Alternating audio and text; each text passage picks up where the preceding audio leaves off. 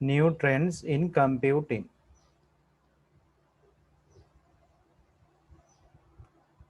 තොරතුරු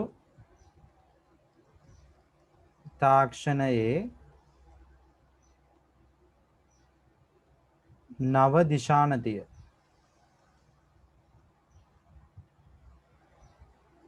තොරතුරු තාක්ෂණයේ නව දිශානතිය.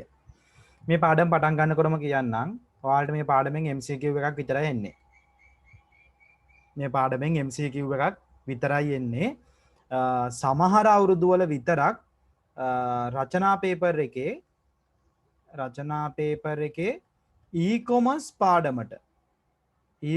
පාඩමට ලකුණු එකක් හෝ දෙකක පොඩි කෑල්ලක් එකතු කරනවා. එතකොට නිව්ටන්ස් පාඩමේ එන්නේ MCQ වල සාමාන්‍යයෙන් අන්තිම MCQ 3 47 48 47ත් එන්නේ බොහෝ දුරට 48 49 50 ඔය තුනෙන් 3 හෝ දෙකක් නිව්ටන්ස් පාඩමෙන් එන්නේ.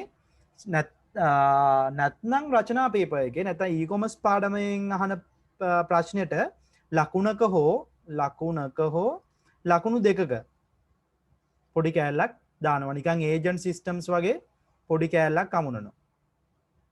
නියෝජිත පද්ධති වලින් පොඩි කෑල්ලක්. හරි. එතකොට අපි මේ පාඩම ඉතින් දැන් අපි වෙලා තියෙන එකේ මේ පාඩම බලමු. මොකද්ද මේ පාඩමේ තියෙන්නේ? හරිද? එතකොට මේ පාඩමේ අපි කතා කරන්නේ තොරතුරු තාක්ෂණයේ නව දිශානතිය. නැත්තම් මොනවද මේ කම්පියුටර් සයන්ස් වල සහ ইনফර්මේෂන් ටෙක්නොලොජිත් එක්ක බිහිවෙච්ච අලුත්ම තාක්ෂණයන්. හරිද? එතකොට කම්පියුටර් තාක්ෂණයේ පළවෙනි සාධකය තමයි පළවෙනි නිර්මාණය තමයි බුද්ධිමත් පරිගණක. අපි කියනවා ඉන්ටෙලිජන්ට් කම්පියුටර්ස්. ඉන්ටෙලිජන්ට් කම්පියුටර්ස් බුද්ධිමත් පරිගණක. මොකද්ද මේ බුද්ධිමත් පරිගණක කියන්නේ? ඉතින් අපි කියන්නේ මොකද්ද? බුද්ධිය කියන්නේ මොකද්ද? ඉන්ටෙලිජන්ස් කියලා කියන්නේ මොකද්ද? නැත් ඉන්ටෙලිජන්ස් බුද්ධිය. දැන් ඔයාලට බුද්ධියක් තියෙනවා කියලා කියන්නේ මොකද්ද?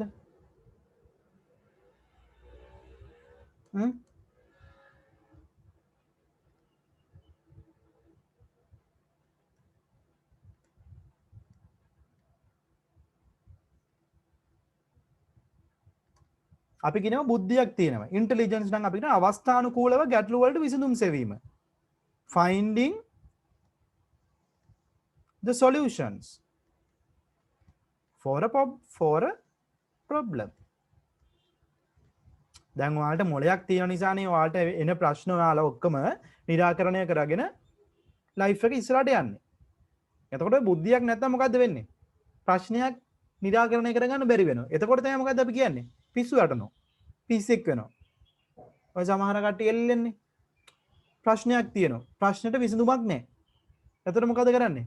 බුද්ධියක් නැහැ. ඒකට බුද්ධියක් නැහැ යාගා. එතකොට යා දන්න ලේසිම බුද්ධිය තමයි එල්ලෙනවා. නැත්තම් අගකට පානිනවා.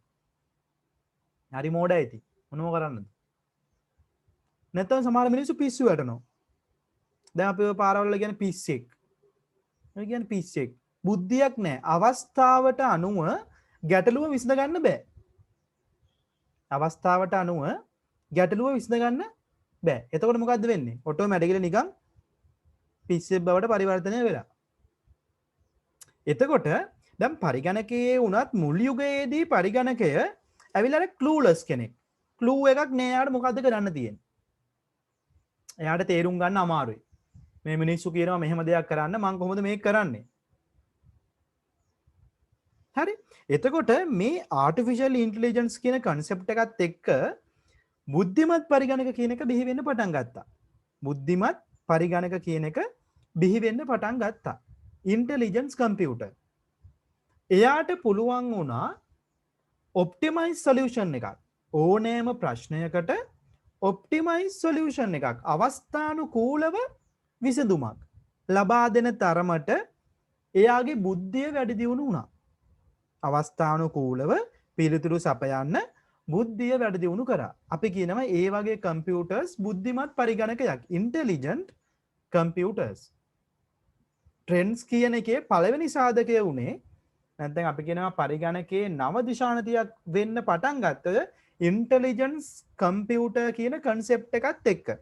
ඊට පස්සේ තමයි ඔය කියන ඔක්කොම ආටිෆිෂල් ඉන්ටෙලිජන්ස්, ඉමෝෂනල් කම්පියුටර්ස්, ඊට පස්සේ කන්සෙයි සිස්ටම්ස් ඔය කියන හැමදේම බිහි වෙන්න පටන් ගත්තේ ඉන්ටෙලිජන්ස් කම්පියුටර් කියන සිස්ටම් එකත් එක්ක. පරිගණකයට බුද්ධිය ලබා දෙන්න ගියා. ඔය රොබෝ තාක්ෂණය එහෙමත් එන්නේ උතන. ඔයාලා ෆිල්ම් එකක් බලලා ඇතිනේ අර රොබෝ කියලා හින්දි ෆිල්ම් එකක් තිබුණේ හින්දි එක. ඊට පස්සේ ගියාම රොබෝ 2.0 කියලා එකකුත් ආවා. ඒ මූවිස් හැම එකකම බලන්නේ අදාළ මැෂින් එකට යම්කිසි කාර්යයක් කෙටි කාලයක් තුල කරගන්න පුළුවන් වෙන ප්‍රොසෙසිං ස්පීඩ් එකක් එක්ක සිස්ටම් එකක් ඩෙවලොප් කරන්න. එතකොට මිනිස්සෙගේ ඉන්ටරැක්ෂන් එකක තොරව එයාලට පුළුවන් වෙනවා සොලියුෂන් එකක් ඕනෑම ගැටලුවකට සොලියුෂන් එකක් ඩෙවලොප් කරන්න. එතකොට දැන් අපි ඇත්තටම මෙච්චර කාල කරේ ප්‍රොබ්ලම් එකක් සොල්ව් කරපු එකනේ.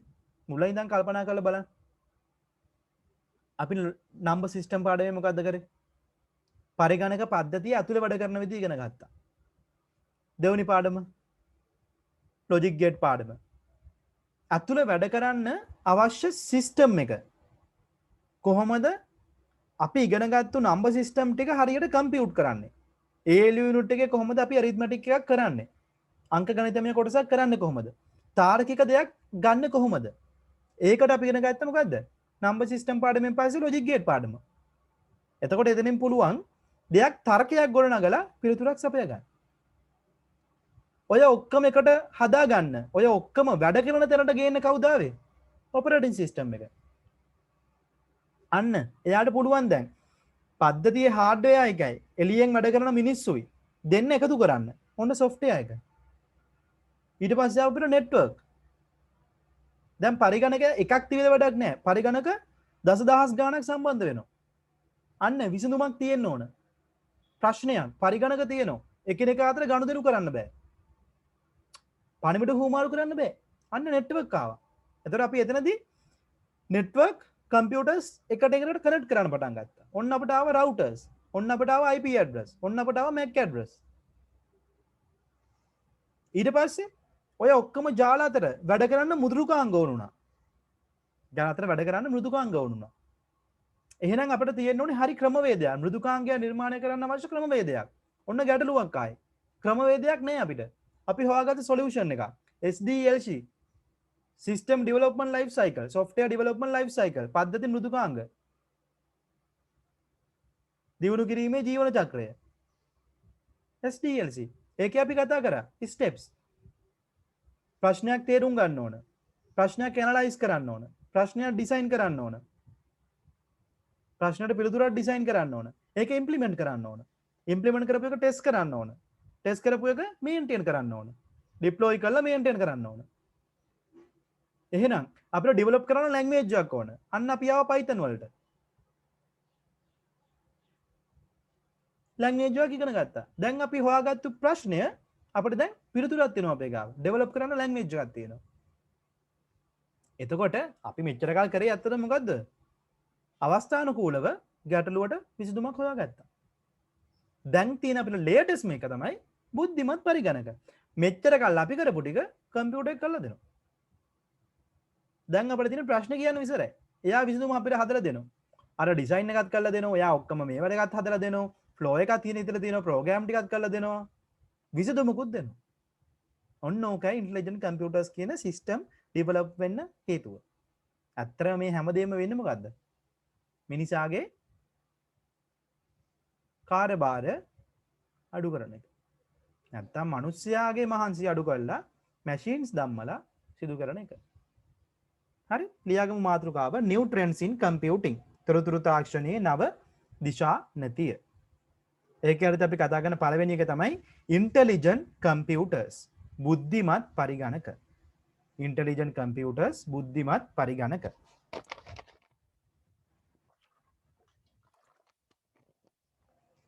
ලියා ගන්න පළවෙනි එක බුද්ධිය යනු කුමක්ද? What is intelligence? what is intelligence බුද්ධිය යනු කුමක්ද? what is intelligence බුද්ධිය යනු කුමක්ද? බුද්ධිය කියන්නේ අවස්ථානුකූලව ගැටලු වලට විසඳුමක් සෙවීම. finding the optimal solution. optimal optimal optimal solution for a problem.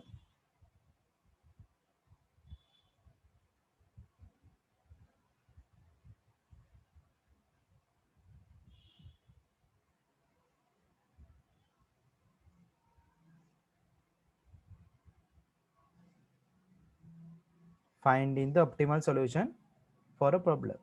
එහෙනම් intelligence පරිගණකයක් කියන්නේ මොකද්ද? නැත්නම් අපි කියන බුද්ධිමත් පරිගණකයක් කියන්නේ මොකද්ද? a computer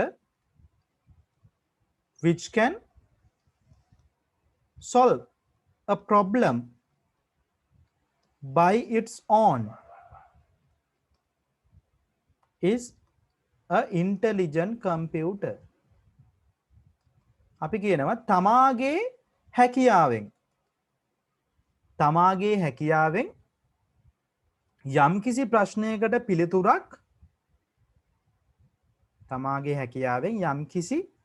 ප්‍රශ්නයකට පිළිතුරක් නිර්මාණය කළ හැකි පරිගණක බුද්ධිමත් පරිගණක වේ.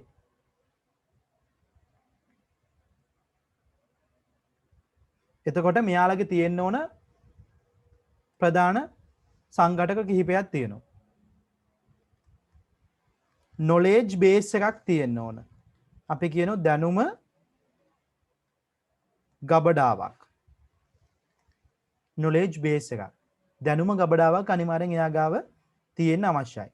එතකොට data processing ඒ දත්ත ටික knowledge ගබඩාවේ තියෙන දත්ත ක්‍රියා කරන්න පුළුවන් වෙන්න ඕන. ක්‍රියා කිරීම සහ සැකසීම. ඊට පස්සේ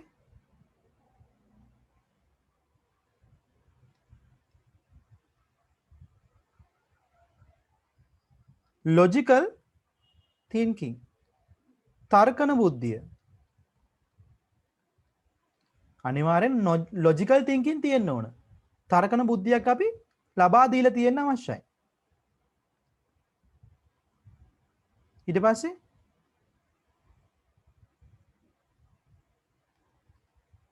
අන්තර් බුද්ධිය.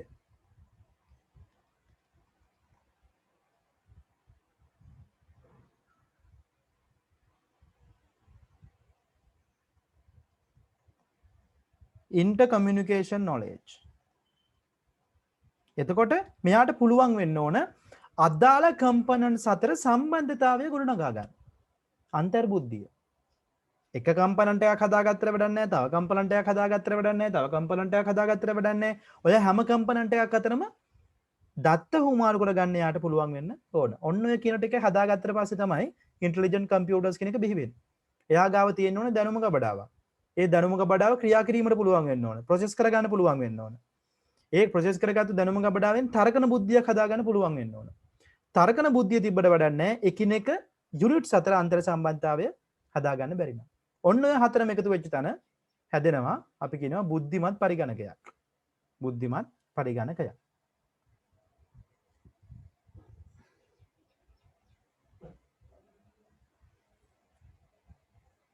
හරිද? ඔන්න ඊට පස්සේ අපිට එනවා ඊළඟ කෙනා artificial intelligence. artificial intelligence.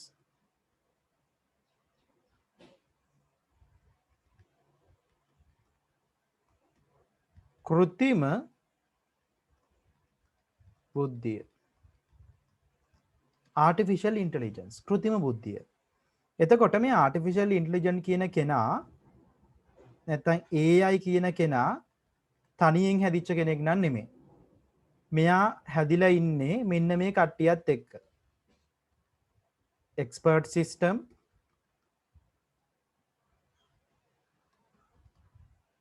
neural network, Sinhala වචන නම් නෑ පුතේ මේවට.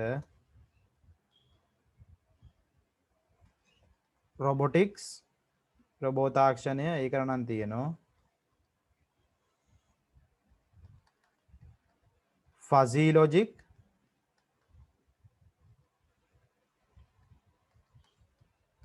FUZZYLOGIC, fuzzy logic.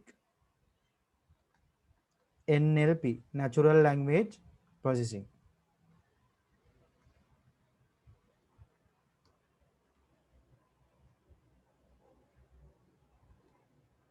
Natural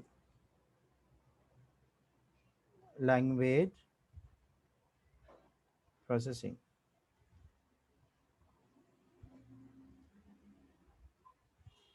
අන්තිමට එනවා අපිට deep learning. deep learning. මෙන්න මෙයා තමයි දැන් අලුත්ම trend එක. deep learning.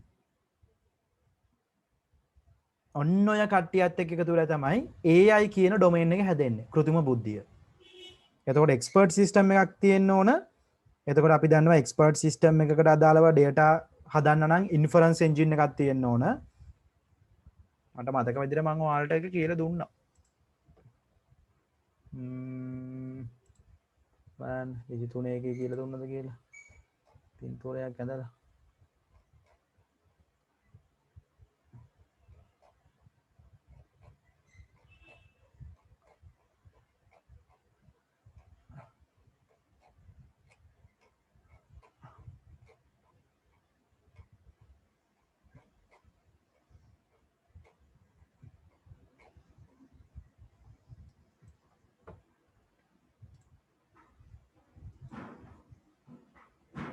මේක අඳ ගන්නකෝ.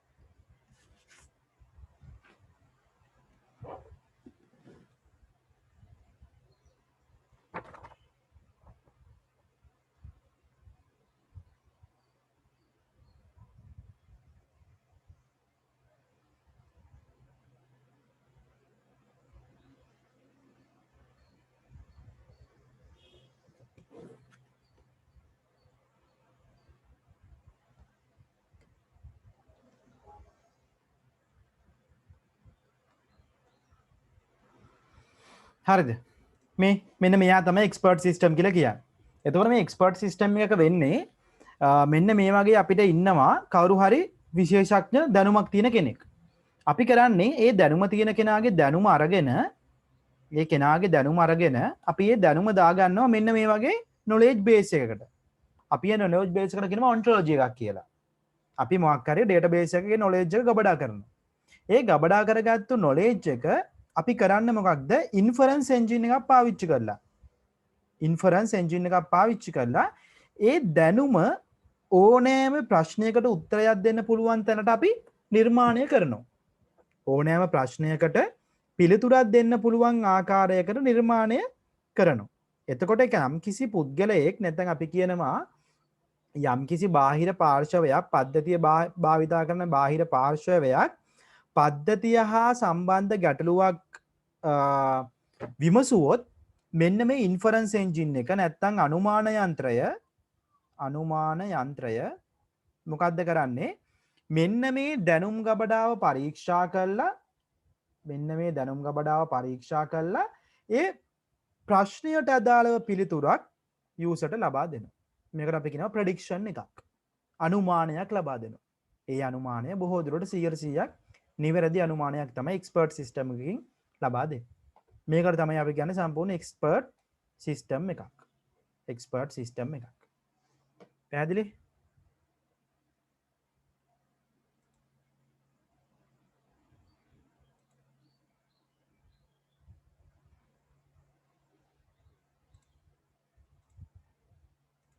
හරිද? මේක ලියාගත්තා. එතකොට ආටිෆිෂල් ඉන්ටෙලිජන්ස් කියන එක හැදෙන්නේ ඔන්න ඔය කියන කරුණු එකතු වෙලා. එතකොට එක්ස්පර්ට් සිස්ටම් එකක් කියන්නේ මේ වගේ දෙයක්. නියුරල් නෙට්වර්ක් කියන්නේ දැන් අලුතෙන් පාවිච්චි කරන තාක්ෂණයක්. Neural networks. හරිද? එතකොට ඔය දැන් අපි ගන්න ඕනෑම අනුමානයක් නිර්මාණය කරන්න බෑ පද්ධතියක් විදියට. අපිට පද්ධතියක් විදියට නිර්මාණය කරන්න පුළුවන් වෙන්න ඕන. එතකොට අපි ඒකට භාවිතා කරන නියුරල් නෙට්වර්ක්. ඊට පස්සේ තියෙනවා රොබොටික්ස්. රොබොටික්ස් කියන්නේ රොබෝ තාක්ෂණය. ඊට පස්සේ ෆසි ලොජික්. ෆසි ලොජික් කියන්නේ තර්කණය සඳහා භාවිතා කරන ලොජික් එකක්. තර්කන ලොජික් එකක්. එතකොට සාමාන්‍යයෙන් අපිට යම් කිසි ආදානයකට දාලව තර්කණයක් කිරීමට අවශ්‍ය නම් අපි ඒක නිර්මාණය කරන්න අවශ්‍යයි ෆසි ලොජික් එකක්. ෆසි ලොජික් එක මත තමයි අදාළ අවුට්පුට් එකක් අපිට එළියට ගන්න පුළුවන් වෙන්නේ. ඊට පස්සේ තියෙනවා නැචරල් ලැන්ග්වේජ් ප්‍රොසෙසිං. අපි එදිනදා ජීවිතේ කතා කරන දේවල් දැන් කම්පියුටර් එකකට අපි කතා කරොත් දෙයක් තේරුම් ගන්න පුළුවන්. එහෙමනේ දැන් කෝටානට අපි කතා කරොත් මේ හේ කෝටානා. හේයි කෝටානා. මේ Hi there. එයාට තේරුම් ගන්න පුළුවන් අපි කතා කරන දේ. Can you please sing a song? I'm not a very good singer, මේ but I can check your schedule if you want. එතකොට මේ අපි කියන දේවල් එයාට තේරුම් ගන්න පුළුවන් කියලා කියන්නේ අපේ වචන. අපි කතා කරන වචන. නැත්නම් අපි කතා කරන භාෂාව. එයාට තේරුම් ගන්න පුළුවන් වෙන්න ඕන. අපි කතා කරන භාෂාව එයාට තේරුම් ගන්න පුළුවන් වෙන්න ඕන. එතකොට අපි භාවිතා කරන ක්‍රමවේදය තමයි මේ natural language processing කියන ක්‍රමවේදය. අපේ භාෂාව naturally process කිරීමක් තමයි මෙතනදී සිදු කරන්නේ NLP කියන්නේ ලොකු ඩොමේන් එකක්. NLP කියන්නේ සෑහෙන්න ලොකු ඩොමේන් එකක්. අපි ඒ වලදී ප්‍රධානම එකක් තියෙනවා අපි බලනම ඒවල ඉමෝෂන්ස්. අදාළ වචනවල මොනවද තියෙන හැඟීම්. අදාළ වචනවල සංවේදී බව. අපි සෙන්ටිමෙන්ටල් ඇනලයිසිස් කියලා කරන්නේ ඕක. සාමාන්‍යයෙන් ඔයාලා යුනිවර්සිටි එකකට ගියාට පස්සේ ඔයාලා ප්‍රොජෙක්ට් එකක් එහෙම කරනකොට ඔය සෙන්ටිමෙන්ටල් ඇනලයිසිස් කියන වචනේ අනිවාර්යෙන් අහුවෙනවා. මේ NLP එකත් එක්කම යන වචනයක් තමයි සෙන්ටිමෙන්ටල් ඇනලයිසිස්. දැන් ඔය ලෝකේ ට්‍රෙන්ඩින් ටොපික් එකක් තමයි යෝකයි. සෙන්ටිමෙන්ටල් ඇනලයිසිස්. සෙන්ටිමෙන්ටල් ඇනලයිසිස් කියලා කියන්නේ අපි දෙයක් ප්‍රකාශ කරාට පස්සේ ඒ ප්‍රකාශ කරපු දේ තවත් කෙනෙක්ට කොහොමද බලපාන්නේ? සතුටක් ඇති වෙනවද? දුකක් ඇති වෙනවද? දැන් ඔයාලා සමහර වෙලාවට ඔය YouTube එකේ හෝ Facebook එකේ post එකක් දැක්කම automatically දැකලා තියෙනව නේද? එයා recognize කරගන්නවා ඒක hard sentence එකක් කියලා. කියන්නේ කෙනෙක්ට තේරුම් ගන්න බැරි එකක් නැත්නම් කෙනෙක්ට මේක හිතරි දෙන්න පුළුවන් කියලා. දැන් image එකක් එහෙම වුණා image එකක් එහෙමත් දැම්මහම සමහර වෙලාවට පින්තූර පෙන්නනවා protected. ඒ පින්තූර පෙන්වන්නේ නැහැ. අපි ක්ලික් කරලා තමයි පින්තූර බලන්න ඕන. ඔය හැප් වෙච්ච ෆොටෝ වල දැම්මහම ඒ වගේ ඒවා ප්‍රිවිව් එකක් එන්නේ. ඔය වගේ වල පාවිච්චි කරනවා සෙන්ටිමෙන්ටල් ඇනලයිසිස් කියන ක්‍රමවේදය. දැන් ඔය වගේ වල කමෙන්ට් දානවනේ. මිනිස්සුගේ කමෙන්ට් එයාලා ඇනලයිස් කරනවා. දැන් අපි හිතමු දැන් පාරේ බල්ලෙක් මැරිලා හිටියොත් අපි දාන්නේ නැහනේ වාව් පට්ට ෂෝයි. කොහොම දාන්නේ නැහනේ. අපි දාන්නේ ඔක්කොම සිම්පතටික්. ඕ so sad. ඔවනේ දාන්නේ. rest in peace. එතකොට එතනදී අපි සෙන්ටිමෙන්ටල් ඇනලයිසිස් එකක් කරලා බලනවා මෙතනද මේ ඇත්තටම මොකද්ද කියවෙන්නේ. මේ කමෙන්ට් එක නැත්තම් මේ ෆොටෝ එකට කමෙන්ට් එකක් වැටලා තියෙනවා. කමෙන්ට්ස් වැටලා තියෙනවා සෑහෙන්න ශෝකය දනවන. එතකොට මෙතනදී යාලා තේරුම් ගන්නවා මේ ඡායාරූපය ප්‍රසිද්ධියේ තැබීමට සුදුසු නැත. එතකොට යාලා මොකද කරන්නේ? එයාලගේ බුද්ධිය පාවිච්චි කරලා නැත්තම් සිස්ටම් එකේ තියෙන නොලෙජ් එක පාවිච්චි කරලා මේ පින්තූරය හිඩන් කරනවා. එතකොට කෙනෙක්ට බලන්න ඕන නම් ඒක එයා ප්‍රිවිව් කරන්න ඕන. ඒ ඇවිල්ලා natural language processing පාවිච්චි කරලා sentimental analysis වලින් ජෙනරේට් කරන විදිය. එතකොට Facebook එකේ නම් ඕක ඊට වඩා වෙන ක්‍රමවේදයක් පාවිච්චි කරනවා. අර කමෙන්ට් සහ කෙනෙක් රිපෝට් කරන එකත් එක්ක තමයි ඒක හැදෙන්නේ. දැන් ඔය ලෝකේ තියෙන ට්‍රෙන්ඩිම් එකක් තමයි ඔය Twitter කියන platform එකේ යන hate speech recognize කරන එක. ඒ කියන්නේ දැන් ඔය counter hate speech සහ hate speech කියලා එකක් තියෙනවා. ඒ කියන්නේ අර අපි අර දැන් අර කෙනෙක්ව විවේචනය කිරීමක්. එතකොට කෙනෙක්ව විවේචනය කරන්න පුළුවන් ක්‍රම දෙකකට. එකක් කෙලින්ම කියන්න පුළුවන්. නේ? අපිට අපි මිනිස්සුන්ට කියනනේ සමහර දේවල් එකපාරට කෙලින්ම මූණටම hate speech. තව ක්‍රමයක් තියෙනවා counter hate speech. අපි කියනවා හැබැයි වයින් හොරෙන්. අපි මෙහෙම කිව්වොත් ඔබ මාර මිනිහෙක් නේ බා. එහෙම කිව්වොත් අපිට කියන්න පුළුවන් ඒක දෙපැත්තකට ගන්න පුළුවන්. නේ? ඔබ ඇත්තටම සිඩා ඩයල් එකක්. එහෙම. නැත්තම් කියන්න පුළුවන් ඔබ මාර මිනිහෙක් නේ බං ගම නෙගටිව් සයිඩ් එක. මොකක් හරි ජඩ වැඩක් කළා මාට උනාට පස්සේ අපි කියන ඔබ මාර මිනිහෙක් නේ. එතන තියෙන counter hate speech එකක්. එකම sentiment එක. හැබැයි ක්‍රම දෙකක්. එකම වචනේ. එතකොට කම්පියුටර් එකට තියෙන්න ඕන එතනද බුද්ධියක් ඕක අයිඩෙන්ටිෆයි කරන්න. දැන් ඔතන අපි හිතමු අම්බානක බැනලා. හැබැයි hidden sentence වලින් බැනලා තියෙන්නේ.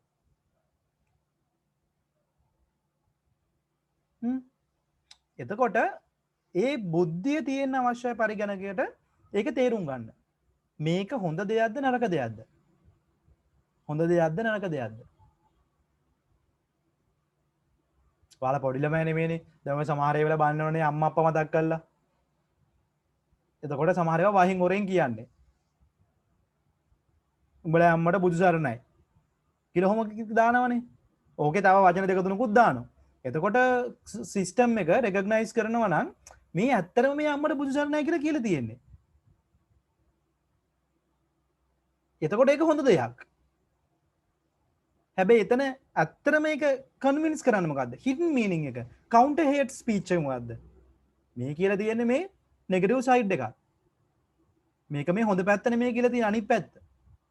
එතකොට අපි කම්පියුටර් එකට ඒ වගේ සෙන්ටෙන්ස් අදාළ කන්ටෙන්ට් එකත් එක්ක අදාළ කන්ටෙන්ට් එකක් එක්ක තේරුම් ගන්න පුළුවන් විදියට NLP පාවිච්චි කරලා sentimental analysis වලින් කරනවා. ඔතන sentimental කියලා කියන්නේ අපි මේකේ තියෙන emotion එක. happy ද, සතුටුද, sad ද, disgust ද, angry ද, ඔන්න ඕක generate කරන එක. මේකට තියෙනවා models. මේවා කියන්න ගියොත් මට කියන්න හැකි දවස් දෙක තුනක්. මේවා අපිලා තියෙනවා මොඩල් එකක් එක්මෑන් මොඩල් කියලා. අපි ඔය යුනිවර්සිටිස් වලදී රීසර්ච් කරන පාවිච්චි කරන මොඩල් එක්මෑන් මොඩල්. එක්මෑන් මොඩල් එකේ තියෙනවා යාගේ ඉමෝෂන්ස් 8 එකක් තියෙනවා 12 එකක් තියෙනවා 16 එකක් තියෙනවා. ඔහොම එක එක ඉමෝෂන්ස් මිනිස්සුන්ට එන්න පුළුවන් ඉමෝෂන්ස් වර්ග. එතකොට අපි පද්ධතිය නිර්මාණය කරද්දී මේ කියන සෙන්ටෙන්ස් එකක් එක්ක මේ කියන දේවල් එක්ක අපි බලනවා මේ මිනිස්සු කොයි වගේ අදහසක්ද දෙන්න බලාපොරොත්තු වෙන්නේ. කොයි වගේ දෙයක්ද මේ කියන්නේ. පැහැදිලි? එතකොට AI කියන දේ නැත්නම් අපි කියන කෘත්‍රිම බුද්ධියෙන් අපි ඩෙවලොප් කරලා තියෙන්නේ පරිගණකයට ඔන්න ඔය කියන දේ තේරුම් ගන්න පුළුවන් තැනට හදන එක. දැන් මම කම්පියුටර් එකක් ඉස්සරහට වෙලා කම්පියුටර් එකට බැන්නොත් අම්බානක උඹ තේරුම් ගන්න බෑ. හැබැයි මෙයාට මේ sentimental analysis එකත් එක්ක knowledge එක තියෙනවා නම් එයා ඊට වඩා හොඳට අපිට පිළිතුරු දෙන්න දන්නවා. එතකොට දැන් වර්තමානයේ බිහි වෙන්නේ යන්න ඔය තැනට. ලෝකේ පිළිගන්න දෙයක් තමයි රොබෝලා නිර්මාණය කරාට පස්සේ අපිට හැමදේම දෙන්න පුළුවන්. but we cannot give the emotion. හැඟීම කියන එක දෙන්න බෑ. මැෂින් වලට දැන් ඔය රොබෝ කියන ෆිල්ම් එකේදී ඔයාලා රොබෝ කියන ෆිල්ම් එක බලලා ඇතිනේ. දැන් අරුදු ගානකට කලින් ආවේ. ඒ ෆිල්ම් එකේ තිබිච්ච ඒ ෆිල්ම් එකේ යාලා පෙන්වන එක තැන. යාලා බලනවා feelings කියන එක දෙන්න රොබෝට. feelings. The one thing they are missing feeling කියන එක. එතකොට රොබෝලට අපිට දැනුම දෙන්න පුළුවන්. but how to give feeling. ඔන්න උතනයි අපි ස්ටොප් වෙන්නේ. අපේ උතන තමයි තියෙන ඩිලේ එක. බෑ දැන් එක ගොඩාක් දුරකට විසඳලා තියෙනවා සොෆියාගේ රොබෝ. සොෆියා ඔයාලා අහලා ඇති. අහලා නැත්නම් අදම ගිහිල්ලා ගහලා බලන්න ඉන්ටර්නෙට් එකේ සොෆියා. මෙයා තමයි සාමාන්‍ය ලෝකේ පිළිගත්තු හොඳම බුද්ධියක් තියෙන රොබෝ සොෆියා. මෙයාට පුළුවන් තර්කණය භාවිතා කරලා පිළිතුරු දෙන්න. අපි කියන මෙන්න මේ සිස්ටම් එක ඉන්ටෙලිජන්ට් කම්පියුටර් එක කියන එක හොඳටම තියෙන උදාහරණයක් සොෆියා. ඕන ප්‍රශ්නයක් අහන්න එයා දෙනවා මාර තාර්කික පිළිතුරක්. එතකොට යාගේ ඇල්ගොරිතම් එකේ මේ හැම දෙයක්ම පාවිච්චි කරනවා අපි. expert system, neural networks, robotics, fuzzy logic, natural language processing, deep learning හැමදේම එයා ගාව තියෙනවා. voice recognition, voice repetition, voice generation ඔය හැමදේම තියෙනවා. audio controlling, text analysis හැමදේම අයිති වෙනවා artificial intelligence කියන concept එක බිහි වෙන්න නම්. එතකොට පරිගණකයක ගණිතමය කොටස් නිර්මාණය වෙන එක, බුද්ධිය සැකසීම, බාහිර පරිසරය හඳුනා ගැනීම, ඊට පස්සේ අපි කියනවා එක්ස්පීරියන්ස් එකෙන් නිර්මාණය කරන එක. එක්ස්පීරියන්ස් එකක්නේ. දැන් මිනිස්සෙක් දැන් අපි කොහොමද ඉගෙන ගන්නෙ? අපි දේවල් ඉගෙන ගන්න එක්ස්පීරියන්ස් එකෙන්. හැබැයි කම්පියුටර් එකේ එක්ස්පීරියන්ස් එකෙන් නෙමෙයි ඉගෙන ගන්න. කම්පියුටර් ඉගෙන ගන්න ඩේටා වලින්. පැහැදිලිද ඒක?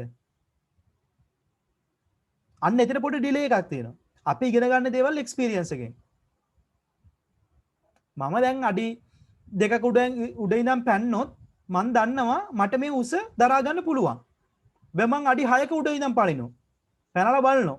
පැනලා බැලුවම තේරෙනවා මට මේක දරා ගන්න බෑ. එහෙනම් මං ඊළඟට ආයෝග කරන්න යන්නේ නැහැ. මන් දන්නවා බයිසිකලේ 40ට ගියොත් මට පාරේ යන්න පුළුවන්. හැබැයි මට 100 ගියොත් මට තේරෙනවා මගේ බයිසිකලේ මට කන්ට්‍රෝල් නැහැ. එක්ස්පීරියන්ස් අත්දැකීමෙන් මම දැනගන්නේ. හැබැයි බුද්ධියට කියන මොකද්ද? පරිගණකයට අත්දැකීමක් ගන්න ඇවිද ඇවිද යන්න බෑනේ. දෙයක් කරලා බලන්න එයාට හැකියාවක් නැහැ. අපි ඒ දේ ෆීඩ් කරන්න ඕනේ. අපි ඒවට දත්ත දෙනවා. පරණ දත්ත දෙනවා. ඔයා මෙහෙම කරොත් මෙහෙම එකක් පරණදී උනේ. එයා ඒක මත තමයි සියලුම දේවල් ඩෙවලොප් කරන්නේ. හැබැයි දැන් වර්තමානයේ තියෙනවා එයා වර්තමානයේ තොරතුරු මත වර්තමානයේ ඉගෙනගෙන අනාගතයට පිළිතුරු දෙන ක්‍රමයක්. ඒ කියන්නේ එයා හැමතිස්සෙම ලර්න් කරනවා. self learn. ඔය කවුද? සොෆියා කරන්නේත් ඒක. self learn. වර්තමානයේ එන අත්දැකීම් එයා ජෙනරේට් කරගන්නවා. එයා ඒවා ලියා ගන්නවා. එයා ඒවා ස්ටෝර් කරගන්නවා. අනාගතයේදී පිළිතුරකට අවශ්‍ය පිළිතුරක් සපයන්න. එතකොට ලෝකේ තිවිච්ච එක අර්බුදයක් අත්දැකීම් කියන එක කොහොමද රොබෝලට දෙන්නේ? අත්දැකීම් කියන එක රොබෝලට දෙන්නේ. එතකොට දැන් ඒකටත් පිළිතුරක් ඇවිල්ලා තියෙනවා. ඒකටත් දැන් පිළිතුරක් තියෙනවා. They can learn by their own. පරණ තොරතුරු නැත්නම් අපේ නිර්මාණය වෙච්ච තොරතුරු නැවතත් අපි ඉන්පුට් කරනවා අපිට යම් කිසි අලුත් තොරතුරක් නිර්මාණය කරගන්න. ලර්නින් කර්ව් එකක් දැන් රොබෝටටත් තියෙනවා. මේවා වැදගත් දේවල්. මේවා හරි ලස්සන කතා ඉතින්. අහන් ඉන්න පුළුවන් ඉතින් ඒ වුණාට වැඩේ තියෙන්නේ මේවා ඉතින් එච්චර අහන්නේ පේපර් එකේ. හරි මේ ටික ලියාගත්තනේ ආටිෆිෂියල් ඉන්ටෙලිජන්ස් එකේ බේසික් කන්සෙප්ට්ස් ටික. එක්ස්පර්ට් සිස්ටම් විශේෂඥ පද්ධති ඊට පස්සේ නියුරල් නෙට්වර්ක්ස් robotics, robot තාක්ෂණය, fuzzy logic, natural language processing and deep learning. මෙයා තමයි දැන්ට තියෙන ට්‍රෙන්ඩින්ම මාතෘකාව. දැන් කම්පියුටර් සයන්ස් ඩොමේන් එකේදී ඔයාලා යුනිවර්සිටි එකට එම ආවට පස්සේ ප්‍රොජෙක්ට් එකක් එහෙම කරනකොට ෆයිනල් ඉයර් ප්‍රොජෙක්ට් එකක් එහෙම කරද්දී මේවා පාවිච්චි කරන්න වෙනවා. Deep learning. ඒවල තියෙනවා ඇල්ගොරිතම්ස්. LSTM කියයි, ඊට පස්සේ GAN මොඩල් කියයි, ඊට පස්සේ recurrent neural network කියයි, convolutional neural network කියයි. ඔය වගේ සෑහෙන දේවල් තියෙනවා. මේ නියුරල් නෙට්වර්ක් කියන්නේ මේ දෙක එකතු වෙලා හැදිලා තියෙනවා. හරි? ඊට පස්සේ අපි කතා කරා මොනවද? නව දිශානති දෙකක්. එකක් intelligence computers. දෙවෙනි එක artificial intelligence. තුන්වෙනි එක emotional computers. emotional computers. භාවාත්මක පරිගණක. භාවාත්මක පරිගණක හැදෙන කාත් එක්කද? මෙයත් එක්ක. සෙන්ටිමෙන්ටල් කියන කොටසත් එක්ක. මෙයාලට අපි කියනවා can feel the emotion based on text and visuals. භාවාත්මක හැඟීම් වචන වලින් හා රූපමය මාධ්‍ය මගින් ලබා ගනී. දැන් ඔයාලට පුළුවන් නිකන් ඔය ඕන තරම් සිස්ටම්ස් තියෙනවා. දැන් මිනිස්සෙක් අඬනකොට මේ මිනිස්සයා අඬනවද hina වෙනවද? දැන් ඔයාලගේ ඔය සමහරව ෆෝන් එහෙම වල තියෙනවනේ දැන් මූණේ අපි ෆොටෝ එකක් මේව කරාට පස්සේ පෙන්නනවා. ඒජ් එක නිකන් සජෙස්ට් කරනවා. මූ අවුරුදු 22ක එක්කෙනෙක් වෙන්න පුළුවන් 15ක එක්කෙනෙක් වෙන්න පුළුවන් එහෙම කියලා. ඒ ඇවිල්ලා ඔය පාවිච්චි කරන සිස්ටම්ස්. ඒ වගේම තමයි සමහර ඒවා තියෙනවා ඉමෝෂන් රෙකග්නයිස් කරන්න පුළුවන් ඒවා. අපි සෑඩ් මූඩ් එකකින් නම් ඉන්නේ යාට පුළුවන් මෙයා කියන්න. මෙයා ඉන්නේ සෑඩ් මූඩ් එකකින්. මෙයා ඉන්නේ කලබලයකින් නම්. එයාට පුළුවන් ඒක ඩිසයිඩ් කරන්න. මේකගේ මූණේ තියෙන ෆේෂල් එක්ස්ප්‍රෙෂන්ස් එක මේකයි ඉන්නේ එන කලබලෙන්. අඬනවා නම් එයාට පුළුවන් ඩිසයිඩ් කරන්න මේකයි ඉන්නේ සෑඩ් මූඩ් එකේ. එතකොට ඉමෝෂනල් කම්පියුටර්ස් වල ප්‍රධානම දේ තමයි ටෙක්ස්ට් ඇන්ඩ් විෂුවල්ස්. මෙතන වොයිස් උත් එනවා. Text visuals and voice. භාවාත්මක හැඟීම් වචන වලින්. එතකොට මෙතනදී වචන වලින් කිව්වහම ටෙක්ස්ට් ඇන්ඩ් වොයිස් දෙන්නම. දැන් අපි මැසේජ් කරනවා නම් මැසේජ් කරනවා නම් රූපත් නැහැ, සද්දත් නැහැ. හැබැයි වචන තියෙනවා. වචනෙන් හොයාගන්න පුළුවන්. මේක මේ කොයි වගේ ෆීලිං එකද ඉන්නේ. එතකොට වොයිස් එක නුත් පුළුවන්. මිනිස්සෙක් කතා කරනදී මේකේ වේව් ෆෝම් එකක් හැදෙනවා. අපි මෙහෙම සාමාන්‍ය කතා කරගෙන යද්දි මෙහෙම වේව් ෆෝම් එකක් හැදෙනවා. එතන මේ වේව් ෆෝම් එකේ ඇම්ප්ලිටියුඩ් එකක් තියෙනවා. මේ උසක්. එතන මේවල තියෙනවා සෑහෙන වැලියුස්. ස්ක්වෙයර් රවුන්ඩ් ඔහොම තියෙනවා එක එක ඒවා. SSR කියලා එකක් තියෙනවා. ඔහොම එක එක වැලියුස් තියෙනවා. එතකොට ඒ වගේම තමයි ඇම්ප්ලිටියුඩ් මේකේ උස පිච් ඒ මිනිස්සු කතා කරන කොයි පිච් එකේද ෆ්‍රීකවන්සි ඔය වගේ දේවල් අපිට කැප්චර් කරගන්න පුළුවන්. ඔය වගේ දේවල් කැප්චර් කරලා හොයාගන්න පුළුවන් මිනිස්සෙගේ වොයිස් ටෝන් එකේ ඉමෝෂන් එක මොකක්ද? දැන් මම කතා කරනවා නේද මම මේ නෝමල් කතා කරන්නේ. මට දැන් සතුටකුත් නැහැ දුකකුත් නැහැ. මගේ දැන් මේ නෝමල් වොයිස් එක. දැන් මම ජොලියෙන් කතා කරනවා. පට්ට හැපි එකේ. එතකොට තියෙන්නේ ටිකක් වෙන රිදම් එකක්. මම දුකෙන් කතා කරනවා. මාර වැඩේ බං මාර අවුල. පිච් එක අඩුයි. මගේ ෆ්‍රීකවන්සි එකේ ඇම්ප්ලිටියුඩ් එක අඩුයි. රෙකග්නයිස් කරගන්න පුළුවන්. මම බයෙන් කතා කරනවා. මාර වැඩේ බං මයි. බල්ලෙක් පැන්නනේ මම. එතකොට අපිට ඒකේ තේරෙනවා වොයිස් ෆෝම් එකේ වෙනසක් තියෙනවා. එතකොට මේ ඉමෝෂනල් කම්පියුටර්ස් වල ප්‍රධාන සංකටක ටිකක් තියෙනවා. විෂුවලි. හැබැයි කැමරා ෆුටේජ් එකක් එන්නේ නැත්නම් අර දෙකෙන් හරිය අයිඩෙන්ටිෆයි කරනවා. Text voice. ඉමේජ් එකක් එනවා නම් එයාට ලේසියෙම පුළුවන්.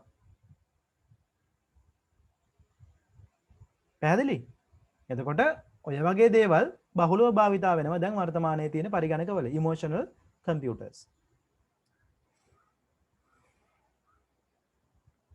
ඊට පස්සේ අපි එනවා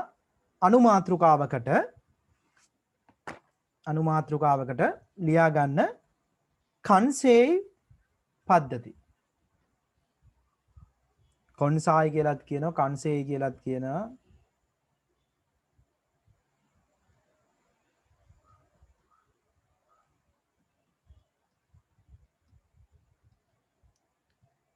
කොන්සේයි සිස්ටම් ඔහොම කියනවා නම් දෙකම පාවිච්චි කරන්න පුළුවන්.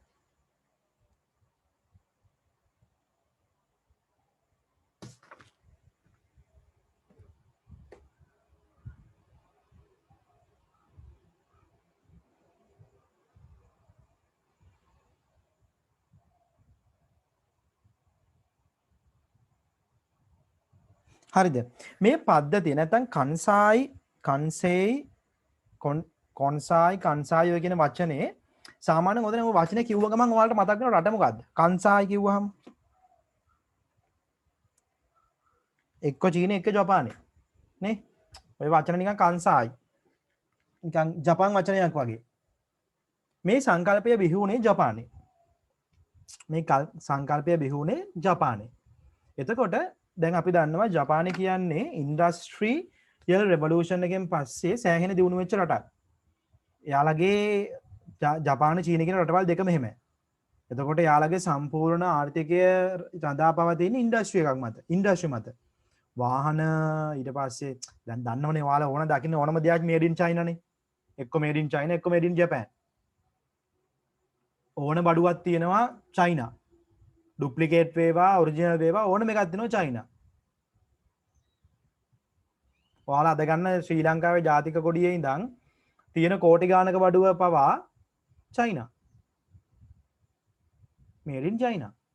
එතකොට මෙයාලට තිවිච්ච ලොකුම ඉෂුව එක තමයි චීනය සහ ජපානය කියන රටවල් දෙකේ තිවිච්ච ලොකුම ඉෂුව එක තමයි එයාලා ටෙස්ට් කරා එයාලා නැත්නම් try කරා මිනිස්සුන්ට නැත්නම් අපි කියනවා පාරිභෝගිකයන්ගේ සිතුම් පැතුම් වලට අදාළව මිනිස්සුන්ගේ රික්වයර්මන්ට් එකට නැත්නම් මිනිස්සුන්ගේ ඉමෝෂන් එකට නැත්නම් මිනිස්සුන්ගේ අපි කියනවා thinking එක මත සිතුම් පැතුම් අනුව කොහොමද පද්ධතියක් ප්‍රොඩක්ට් එකක් ඩිසයිඩ් කරන්න මිනිස්සෙගේ අවශ්‍යතාවයක් මත කොහොමද පද්ධතියක් ඩිසයිඩ් ඩිසිෂන් එකක් ගන්න හරි දැන් මං හිතන මෙහෙම මම හිතනවා කඩේකට ගිහිල්ලා මට මෙහෙම කෑමක් කන්න තිබ්බනම් හොඳයි මම ඕක නිකන් හිතනවා හිතලා මම ඕක ෆුඩ් ඉන්පුට් එකක් විතර දෙනවා සිස්ටම් එකට පුළුවන් නම් මිනිස්සයාගේ ඉමෝෂන් එකත් එක්ක කොයි වගේ එක්ස්ප්‍රෙෂන් එකක්ද යාගේ තියෙන්නේ මොන වගේ ඉම්ප්‍රෙෂන් එකක්ද කොයි වගේ ෆිසිකල් රියැක්ෂන් එකක්ද ඔය කියන ඔක්කොම ඇනලයිස් කරලා එයා යාට දෙනවා ඩිසිෂන් එක දැන් මං ඉන්නවා මං හිතමු දැන් හවස් වරුවක මං යන්නේ මම පට්ට මහන්සියෙන් යන්නේ දැන් මම පට්ට තඩි ඩයල් එකක් අපි හිතමු පොරක් එච්චර කෑම එහෙමත් කරන්න නැති ඩයල් එකක් හැබැයි සිස්ටම් එකේ අර ඩිසයිඩ් කරලා දෙනවා නරකද කෝපියක් බිව්වොත් කෝපි එකක් බිව්වොත් ඒ කියන්නේ මිනිස්සුන්ගේ එක්ස්ප්‍රෙෂන් හඳුනාගෙන සංවේදීතාවය හඳුනාගෙන හැඟීම් හඳුනාගෙන යම්කිසි මාණ්ඩයක් නිෂ්පාදනය කිරීම සඳහා පද්ධතියක් අවශ්‍ය වුණා. මිනිසාගේ හැඟීම් මත.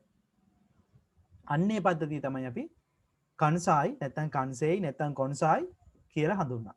එතකොට මේ පද්ධතිය නිර්මාණය වෙන්න හේතුව මේ පද්ධතිය නිර්මාණය වෙන්නේ මිනිසාගේ හැඟීම් මත. මිනිසාගේ හැඟීම් මත නැත්නම් මිනිසාගේ සිතුම් පැතුම් වටහාගෙන යම්කිසි නිෂ්පාදනයක් හෝ සේවාවක් සැපයීම තමයි මේකේ ප්‍රධාන අරමුණ වෙන්නේ. නිකන් කියනකොට හිතන්නත් අමාරුයි. කොහොමද මේ මිනිස්සෙගේ සිතුම් පැතුම් ඉෂ්ට කරන්න වැඩක් කරන්නේ? ඒක තමයි දැන් ලෝකේ ඔය චීනය එහෙම පාවිච්චි කරන මෙතඩ් එකක් ඕක. චීන ජපානය. ඒකයි ඔය චීන කාරයෝ ටක් ගාලා අපිට ඩුප්ලිකේට් බඩු වෙන්නේ. දැන් මට ඕනේ iPhone එකක් ගන්න. කියනවා ලක්ෂ 5ක් අලුත්ම ෆෝන් එක ලක්ෂ 5ක් විතර කියනවා. දැන් මගේ සිතුම් පැතුමක් දෙනවා මං කවද ගන්නද? හැබැයි චීන කාරයට ඕක තේරෙනවා. ඉමෝෂන් එක මෙන්න මනුස්සයගේ ෆීලිං එක තේරෙනවා. මට අඩු ගන්න ලක්ෂයකටවත් ඕක හම්බුනා නම් මට ගන්න තිබ්බා. අන්න ගැහුවා ඩුප්ලිකේට් එකක්. ඒ ක්වොලිටි එකෙන්. ඒ ක්වොලිටි කියලා අර කියන්නේ. අර ඔන්ලයින් කාර්යයන් කට්ටියකින් ඇහුවොත් කියාවි ඒ ක්වොලිටි කියලා. ඒ ක්වොලිටි කියන්නේ හොඳම ක්වොලිටි එක. ඒ කියන්නේ හොඳම කියන්නේ බ්‍රෑන්ඩ් නිව් ක්වොලිටි කියන්නේ බ්‍රෑන්ඩඩ් ක්වොලිටි එක නෙමෙයි ඊට පස්සේ අඩු එක. දැන් ඕනම වඩුවක තියෙනවා ඒ ක්වොලිටි එකක්. ඒ මොකද්ද කරන්නේ? හැමදේම ඒ ක්වොලිටි එකක් තියෙනවා. ගිනි පෙට්ටියේ ඉඳන් ඕක එනවා. ඔයාලා ගන්න සූර්යා ගිනි පෙට්ටියේ ඉඳන් සූර්යා ගිනි පෙට්ටියේ ඔරිජිනල් ගිනි පෙට්ටියයි කොපියයි තියෙනවා. හයි කොපි කියලා කියන්නේ සමහර වෙලාවට.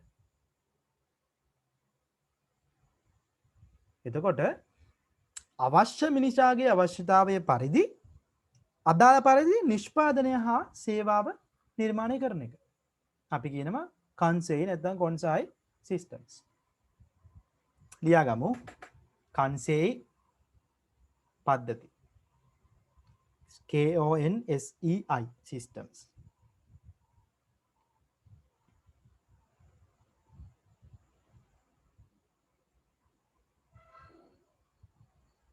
This system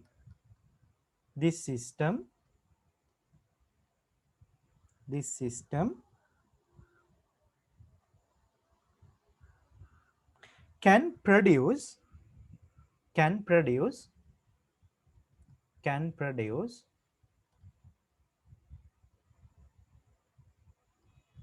කියන නිෂ්පාදනය කරනවා can produce products and services නිෂ්පාදන හා සේවාවන්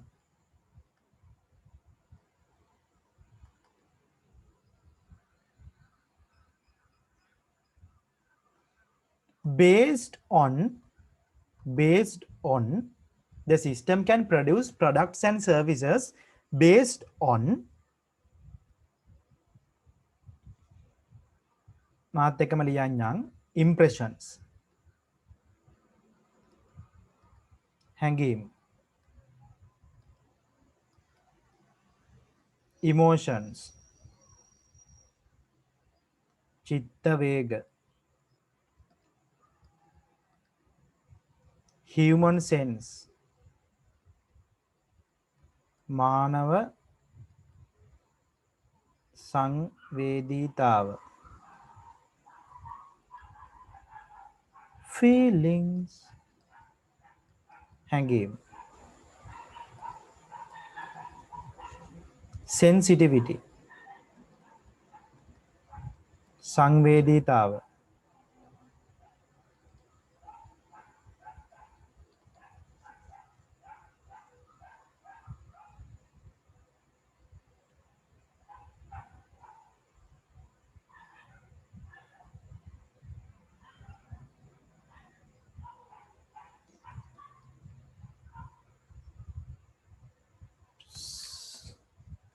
psychological reactions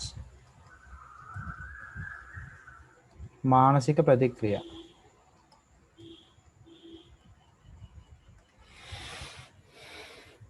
ඔන්න ඔය කියන කරුණු සලකලා අපි ප්‍රොඩක්ට් එකක් නිර්මාණය කිරීම කරමු මිනිස්සෙගේ සිතුම් පැතුම් අනුව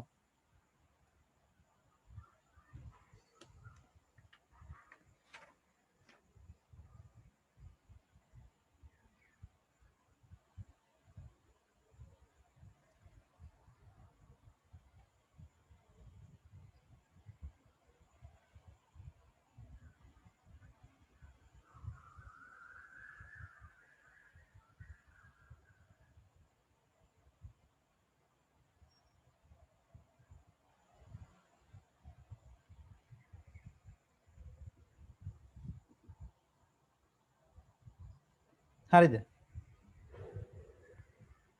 the system can produce products and services based on ඔන්න ඕවා පිළිබඳව නැත්තම් හැඟීම් චිත්ත වේග මානව සංවේදීතාව හැඟීම් සංවේදීතාවය හා මානසික ප්‍රතික්‍රියා මත products හා services ලබා දෙනවා පද්ධති කොන්සායි කියලා කියනවා අපිට කියන්න පුළුවන් introduced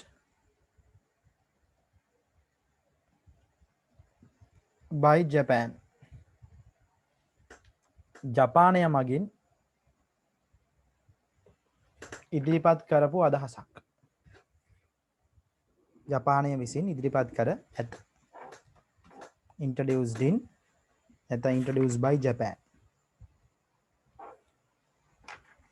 කොන්සායි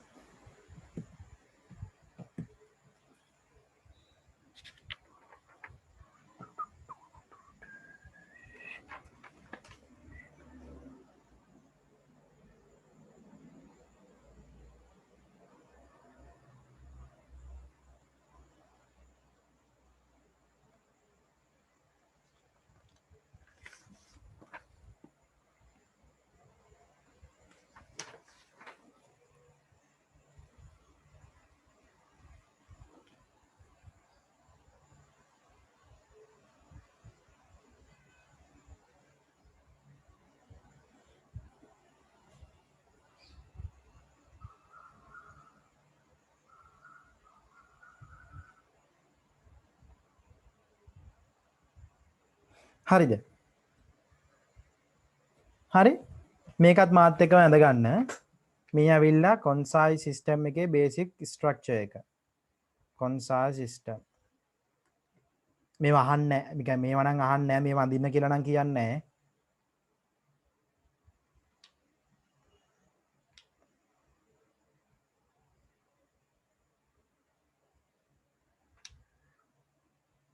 කොන්සයි word database, knowledge database,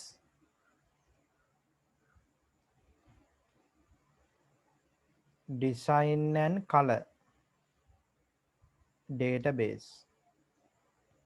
මේකේ තියෙන්නේ designs and colors වර්ණ සහ ආකෘති.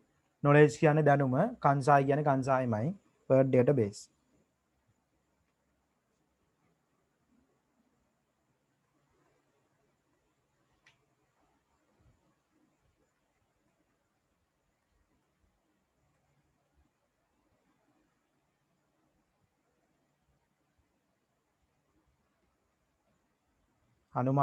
අනුමාන යන්ත්‍රය, inference engine.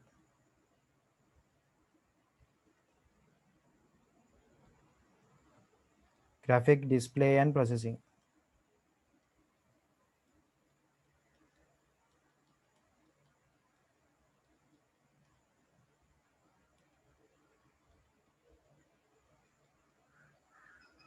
system controller.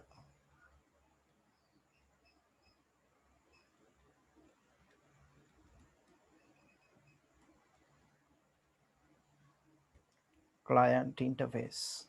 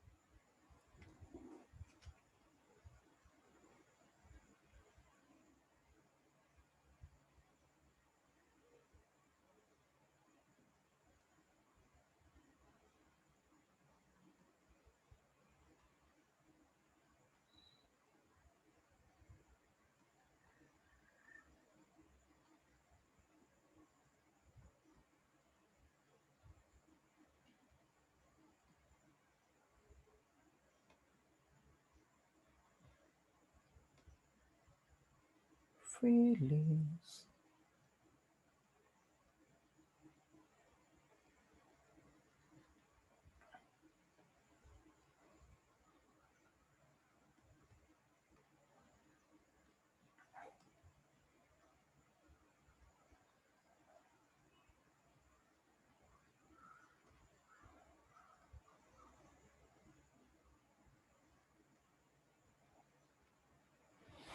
මේ අයලා Kansei word database, knowledge database, design and color database, Kansei word processing, inference engine. මෙයාට අපි කියනවා අනුමාන යන්ත්‍රය,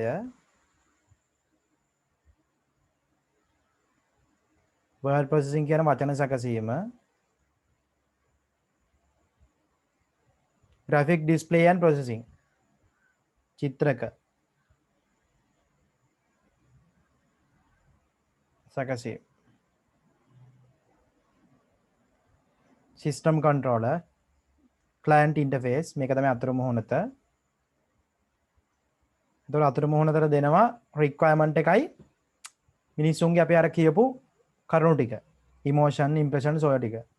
output එක අපිට දෙනවා product එකක් හෝ service එකක්, භාණ්ඩයක් හෝ සේවාවක්.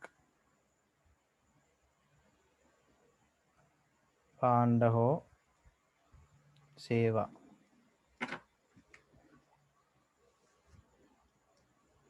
feelings.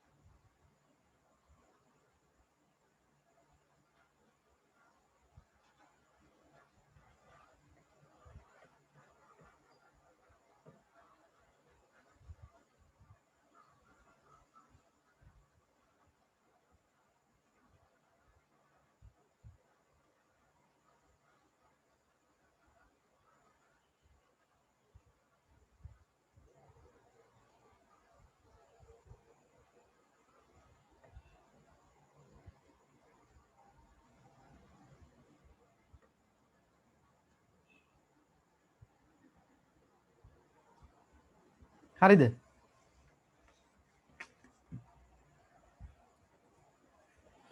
ඉවරද නැන්ද? මේක මොනවාරි කියව ගන්න බැරි දේවල් තියෙනවා නම් අහන්න.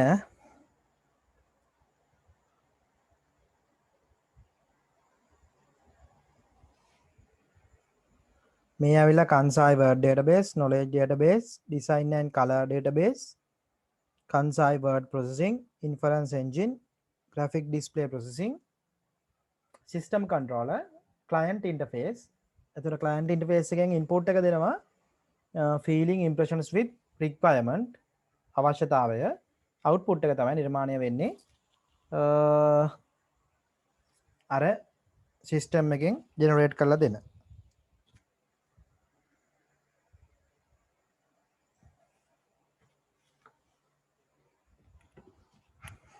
හරිද?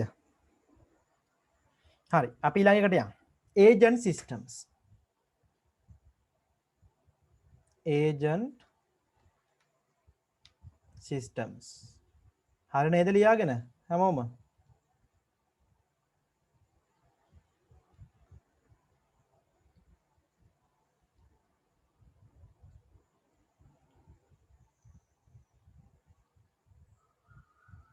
ළමයි නිදිද?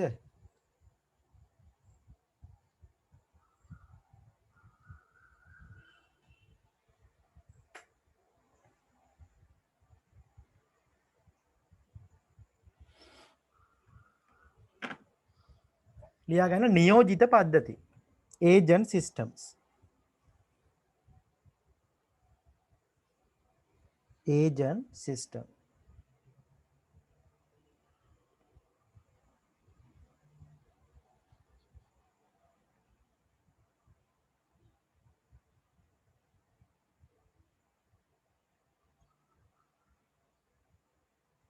හරිද? ඒජන්ට් සිස්ටම් එකක් නැත්නම් නියෝජිත පද්ධතියක් කියලා කියන්නේ අපි නියෝජිතයෙක් කියන්නේ මොකද්ද? සාමාන්‍යයෙන් ඒජන්ට් කෙනෙක් කියලා කියන්නේ. දැන් අපේ ගෙවල් වලට එනවනේ එක එක කම්පැනි වල ඒජන්ට්ලා. ඔය ඩයලොග් එකෙන් එනවා, මොබිටෙල් එකෙන් එනවා, ඔය සමාන දාස් වලට ඔය මොනවද මොප් අරන් එනවා කට්ටිය, පොඩි පොඩි එක එක අයිටම්ස් අරන් එනවා, බැටරි අරන් එනවා, ටෝච් අරන් එනවා, ඒජන්ට්ලා. එක එක කම්පැනි වල ඒජන්ට්ලා. එතකොට ඒජන්ට්ලාත් වර්ග කිහිපයක් ඉන්නවා. සමහර කට්ටිය එනවා බිස්නස් එකක් කරන්න. සමහර කට්ටිය එනවා අපිට මොනවා හරි කියලා දීලා යන්න. නේ? දැන් එතකොට අපි මොකක් හරි ෂොප් එකකට ගියොත් ෂොප් එකේ ඉන්නවා ඒජන්ට්. එයා එහා මෙහා යන්නේ නැති කෙනෙක්. ෂොප් එකේම ඉන්නේ. අපි කොහෙට ගිය ගමන් ඒජන්ට් කෙනෙක් තමයි අපිට දෙන්නේ. දැන් මොබිටෙල් එකට ගියොත් මොබිටෙල් එකේ ඉන්නවා කවුරුද ඒජන්ට් කෙනෙක්. අපිට ඒක ගැන ඩිස්කස් කරන්න. දැන් අපි ටිකට් එකක් දාන්න ගියොත් ෆ්ලයිට් ටිකට් එකක්. ඒකටත් තියෙනවා අපිට කෙලින්ම එක්කෝ ඩිරෙක්ට් ගිහිල්ලා ශ්‍රී ලංකා එයාලයින් ශ්‍රී ලංකන් එයාලයින් එකෙන් ඩිරෙක්ට් දාන්න පුළුවන්. නැත්නම් අපිට පුළුවන් ඒජන්ට් කෙනෙක් කරහා දාන්න. එතකොට එයා යම් කිසි මුදලක් ගන්නවා. ඒජන්ට් සර්විසස් නිකම් බ්‍රෝකර් කෙනෙක් වගේ. එතකොට ඔය විදිහටම අපි යම් කිසි පද්ධතියක ක්‍රියාත්මක වන පද්ධතියක කෘත්‍රිම බුද්ධිය පාවිච්චි කරලා යම් කිසි මෙවලමක් භාවිතා කරනවා නම් යම් කිසි කාර්යයක් ඉටු කර ගැනීම සඳහා යම් කිසි අරමුණක් වෙනුවෙන් අපි කෘත්‍රිම බුද්ධිය පාවිච්චි කරලා යම් කිසි නියෝජිතයෙකු නිර්මාණය කරනවා නම් යම් කිසි කාර්යයක් සඳහා අපි යා කියනවා ඒජන්ට් සිස්ටම් එකක්. කවුරු කියලා? ඒජන්ට් සිස්ටම් එකක්. එතකොට මේ ඒජන්ට් සිස්ටම් වල තියෙන ප්‍රධානම දෙයක් තමයි මෙයා පරිසරය අනුව නැත්නම් අපේ එන්වයරන්මන්ට් එක අනුව ඔටෝමැටිකලි වැඩ කරනවා. එන්වයරන්මන්ට් එක අනුව ඔටෝමැටිකලි ක්‍රියා කරන කෙනෙක්. අපිට වොරි වෙන්නම දෙයක් නෑ. දැන් ඔයාලා සමහර මේ වෙබ්සයිට්ස් වලට ගියාම දැකලා තියෙනවා ලයිව් chat එකක් තියෙනවා. ඒජන්ට් සිස්ටම් එකක්. පරිසරයෙන් මොනවද අහන්නේ? එයා ඒවට පිළිතුරු දෙනවා. පරිසරයෙන් අහන ඕනම දෙයකට එයා පිළිතුරු දෙනවා. හරි. එතකොට ඔය වගේ නියෝජිත වර්ග නැත්නම් ඒජන්ට් සිස්ටම්ස් කිහිපයක් තියෙනවා අපිට software industry domain එකේ කතා කරන්න. අපි ඔන්න ඔය ටික තමයි කතා කරන්න යන්නේ.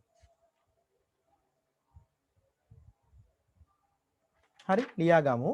ඒජන්ට් සිස්ටම් නියෝජිත පද්ධති. ඒජන්ට් සිස්ටම්ස් නියෝජිත පද්ධති.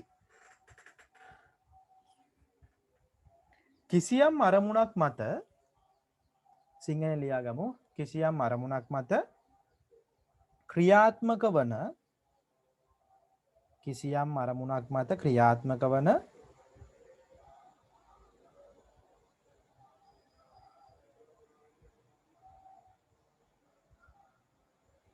කෘත්‍රිම බුද්ධිය භාවිතා කරන කෘත්‍රිම බුද්ධිය භාවිතා කරන ආටිෆිෂියල් ඉන්ටෙලිජන්ස් AI භාවිතා කරන පද්ධතියක් නියෝජිත පද්ධතියක් වේ. නියෝජිත පද්ධතියක් වේ.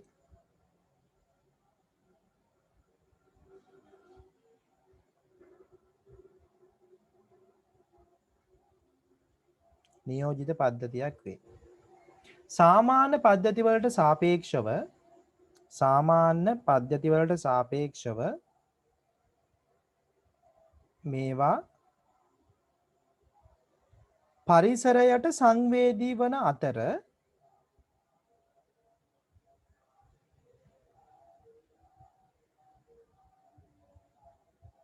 sensible to environment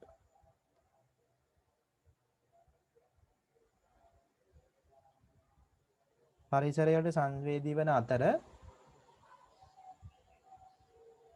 ස්වංක්‍රීයව ඔටෝමැටික්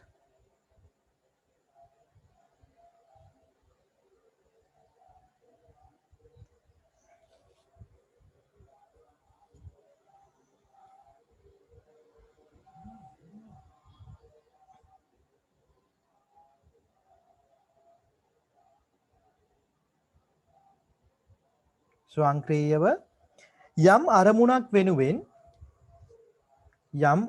වෙනුවෙන් නිරන්තරයෙන්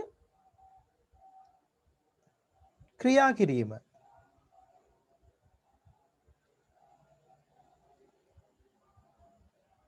available anytime for a specific task.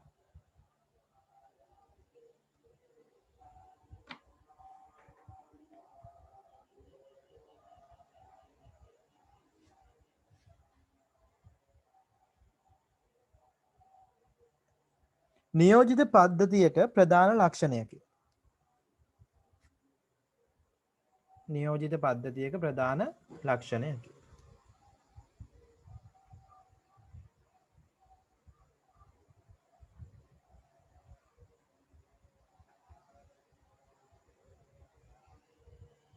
නියෝජිත පද්ධතියක ප්‍රධාන ලක්ෂණයකි.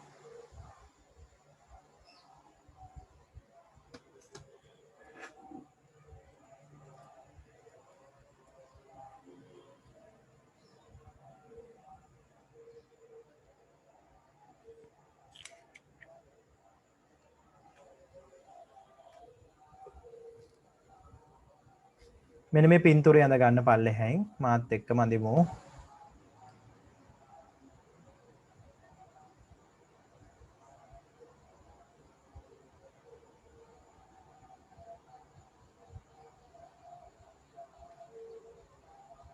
අපි තුන් මෙන්න මෙයා තමයි අපේ ඒජන්ට්.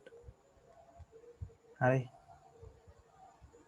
දෙමු පොඩි ඔළුවක කූරු දෙකයි.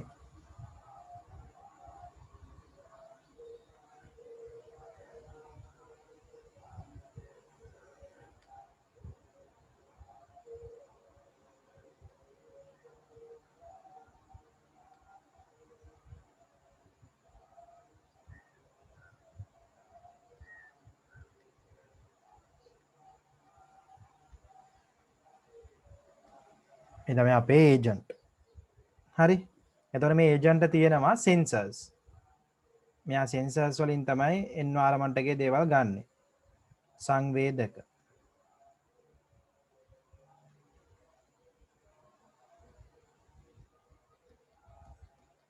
පරිසරය එන්වයරන්මන්ට්.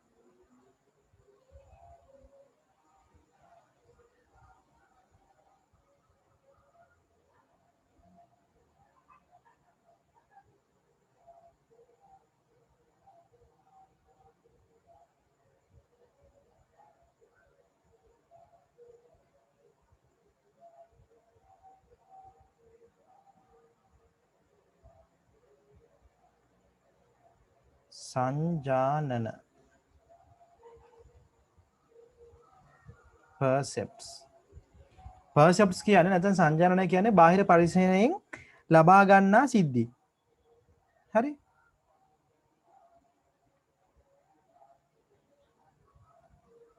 මේ ආයේ දෙනවා ක්‍රියාවලිය. actions.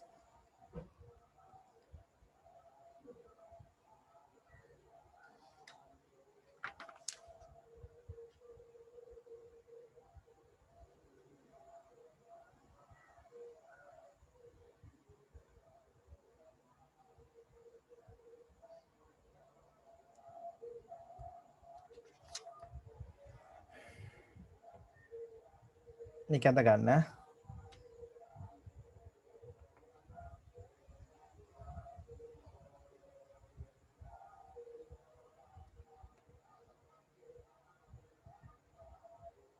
පරිසරයත් එක්ක තමයි මෙයා පරිසරයට සංවේදී බව තමයි මෙයාගේ තියෙන ප්‍රධාන ලක්ෂණයක් වෙන්නේ.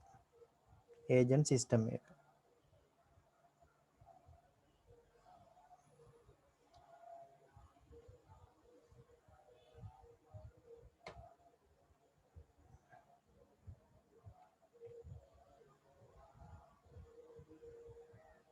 උදාහරණ examples නැත්නම් උදාහරණ ලියාගමු ඒජන්ට් සිස්ටම්ස් වලට. පළවෙනි කෙනා බුද්ධිමත්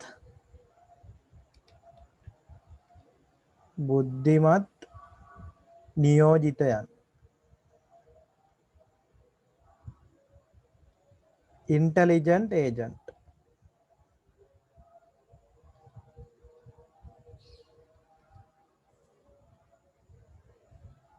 මෙයාලව පාවිච්චි කරනවා for education and logical reasoning. ඉගෙනුම හා තර්කණය සඳහා.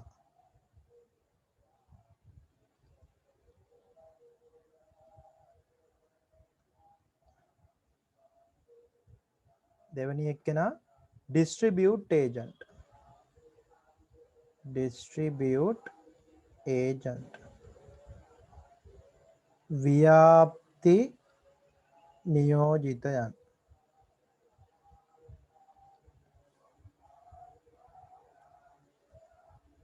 මෙයාට පුළුවන් භෞතිකව වෙන්වෙන්ව පවතින පරිගණකවල ක්‍රියා කිරීමට. works on distributed computers.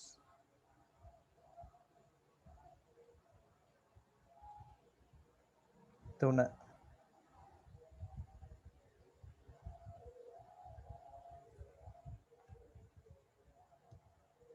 බහු නියෝජිතයන්.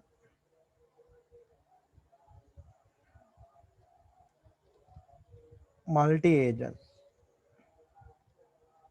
මෙයා පාවිච්චි කරන්නේ for communication purposes.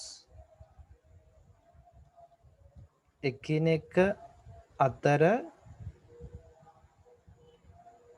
සංනිවේදනය කරනු ලබන නියෝජිතය. multi agent.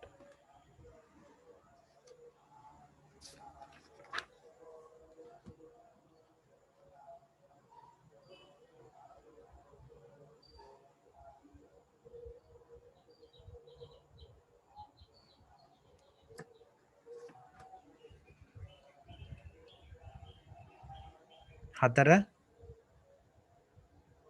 ජංගම නියෝජිතයන්. mobile agent.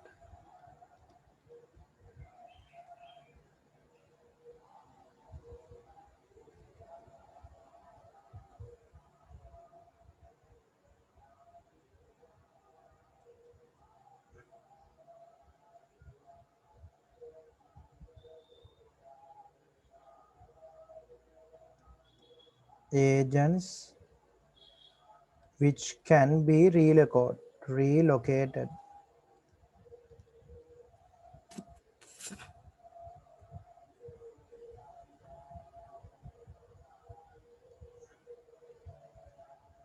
අවශ්‍ය කාර්ය නැවත ප්‍රතිනිශ්චයනය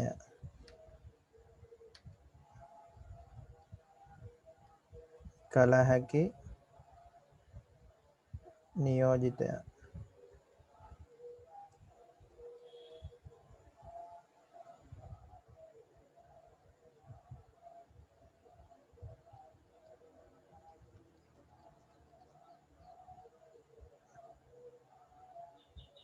buyer agents මෙයාලටම තමයි කියන්නේ shopping bots.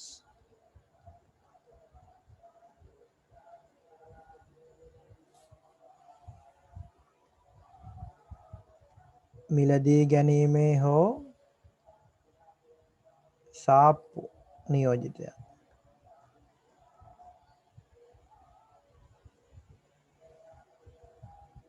භාණ්ඩ හා සේවා තොරතුරු සපයීම information related to products and services will be provided. උඩ ටික ලියාගෙන ඉවරද?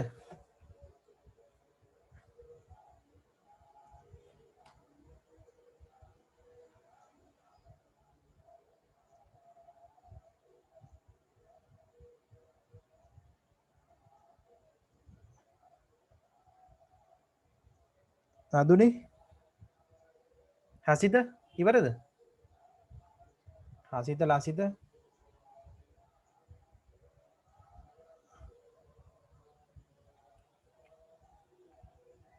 හය පරිශීලක නියෝජිතයින්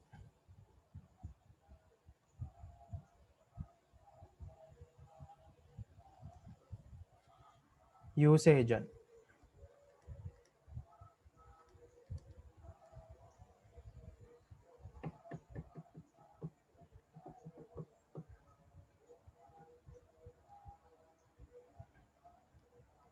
මෘදුකාංගවල විවිධ කාර්යයන්හි නිරත වේ.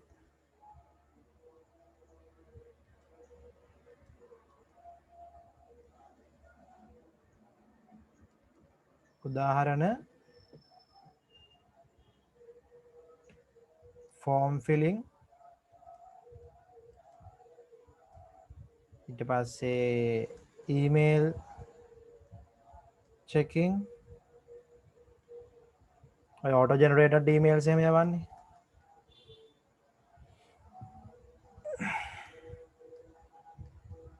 monitoring and observation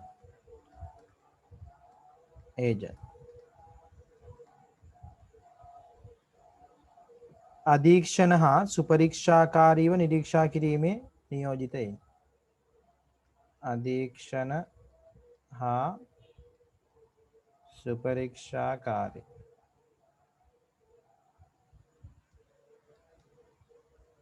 උපකරණ පිළිබඳ අධීක්ෂණය කිරීම හා වාර්තා සැපයීම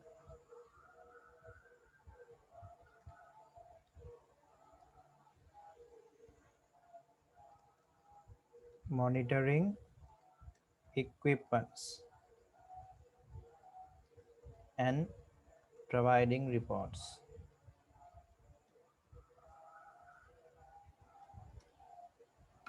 මේ ඔක්කොම පද්ධති මිනිස්සු නෙමෙයි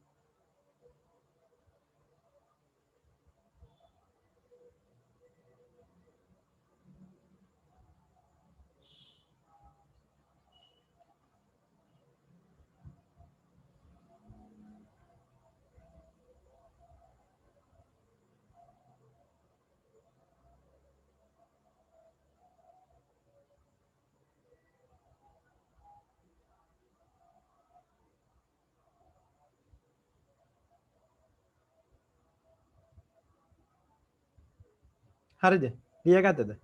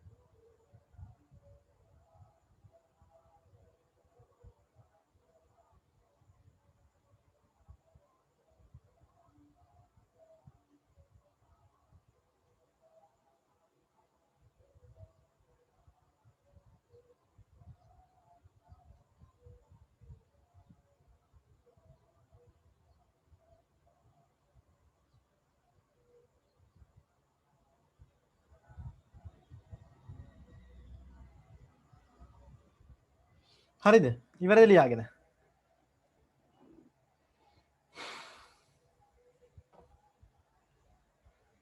අනිත් අය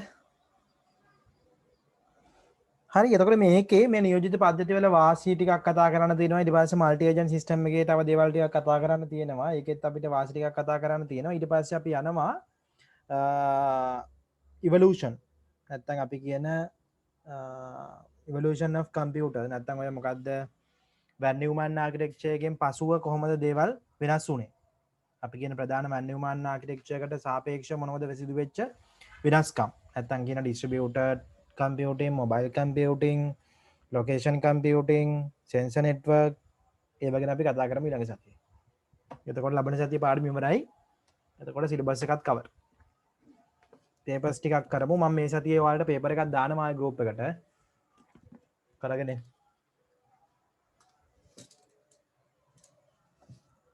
හරි ලබන සතියේ මුණ ගැසමු